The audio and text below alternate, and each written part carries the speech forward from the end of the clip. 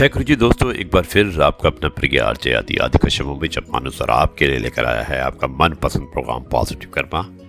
आज रविवार का दिन है और आप अवश्य ही इस रविवार को अपने परिवार के साथ आनंदपूर्वक मना रहे होंगे।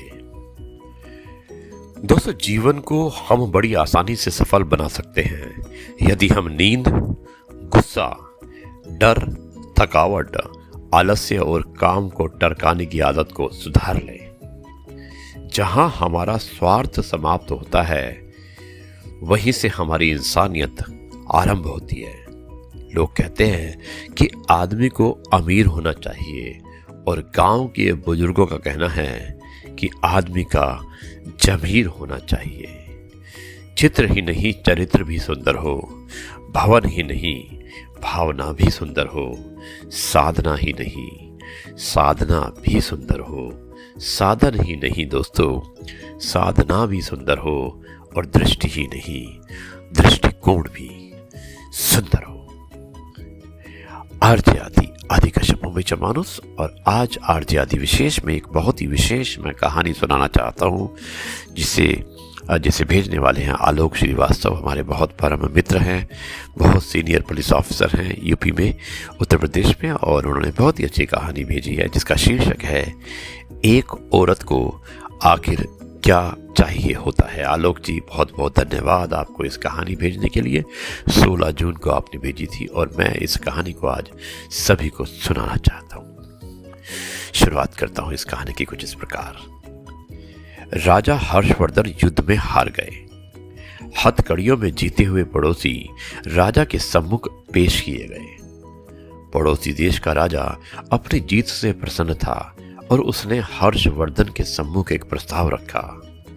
यदि तुम एक प्रश्न का जवाब हमें लाकर दे दोगे तो हम तुम्हारा राज्य लौटा देंगे, अन्यथा उम्र कैद के लिए तैयार रहे। प्रश्न है कि एक स्त्री को सचमुच क्या चाहिए होता है। इसके लिए तुम्हारे पास 1 महीने का समय है, और हर्षवर्धन ने सहर्षी इस प्रस्ताव को स्वीकार कर लिया। दोस्तों, उसको स्वीकार करने के बाद हर्षवर्धन जी ने एक जादूगरनी से संपर्क किया। जादूगरनी बुढ़िया तो थी पर बेहद खूबसूरत थी।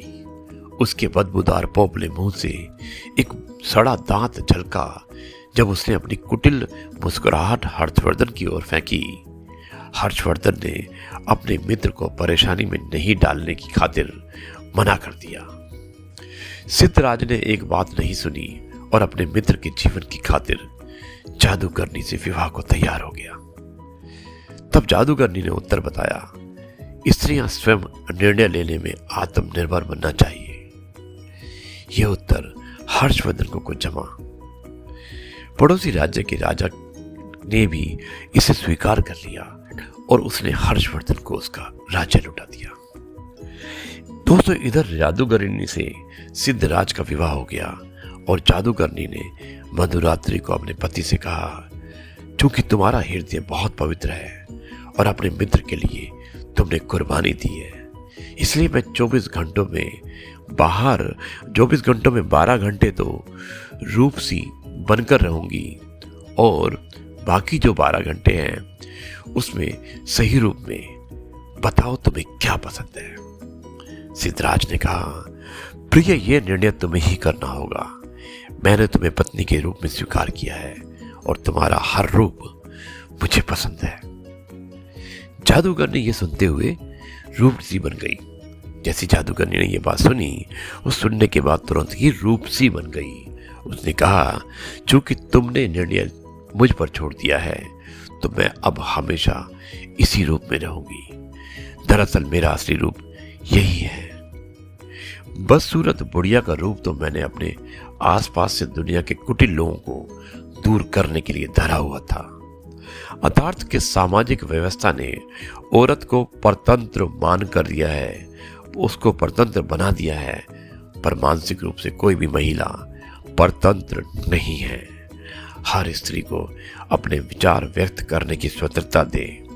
अपना चुनाव, अपना निर्णय करने की स्वतंत्रता दें। उसके मन की बात जाने, समझे और खुलकर बात करें, ना कि सिर्फ अपनी बात उस पर थोप कर उसे मानसिक रूप से परतंत्र करें।